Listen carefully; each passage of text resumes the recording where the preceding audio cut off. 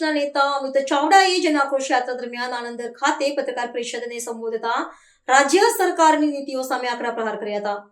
તેમણે જણાવ્યું હતું કે અરવલ્લીની પર્વતમાળાઓ માત્ર પ્રકૃતિનો વારસો નથી, પરંતુ લાખો લોકોની ધાર્મિક આસ્થાનું કેન્દ્ર પણ છે. અમિત ચાવડાએ આક્ષેપ કર્યો હતો કે રાજ્ય સરકાર પોતાના માનીતા ઉદ્યોગપતિઓના આર્થિક ફાયદા માટે આ પર્વતમાળાઓમાં બેફામ ખનનને મંજૂરી આપી રહી છે. અરવલ્લીની ગિરિમાળા એ કોઈ ખાલી પર્વત નથી. દિલ્હી NCR થી શરૂ કરીને ગુજરાત સુધી આખી જે ગિરિમાળા છે એ સદીઓથી આ પ્રકૃતિનું જતન કરે છે. જમીનમાં જે પાણી રિચાર્જ થાય છે એનો મુખ્ય સ્ત્રોત છે.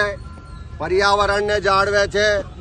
અનેક લોકોની જિંદગીઓને ખુશહાલ કરવાનું કામ આ પવિત્ર ગિરિમાળાના માધ્યમથી થયું છે.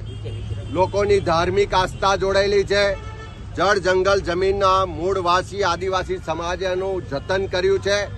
અને આજે સરકાર મુઠ્ઠીભર મૂડીપતિઓ માટે, એમના માનીતા ઉદ્યોગપતિઓને કમાવા માટે બેફામ રીતે ખનન કરી શકાય, કુદરતી સંપત્તિની લૂંટ ચલાવી શકાય, એટલા માટે ક્યાંક કોર્ટોમાં સરકારના રિપોર્ટના આધારે જે એની ડેફિનેશન બદલાઈ છે, જે ઊંચાઈના ધોરણો બદલાયા છે, એના કારણે જો નામદાર કોર્ટ એ નિર્ણય પાછો નહીં ખેંચે, એમાં સરકાર પોતે આગળ વધીને નિર્ણય પાછો નહીં ખેંચાવે તો પ્રકૃતિ નાશ થઈ જવાની છે.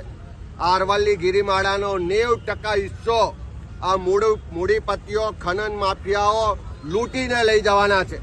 ત્યારે એની સામે કોંગ્રેસ પાર્ટી સખત શબ્દોમાં એનો વિરોધ કરીએ છે.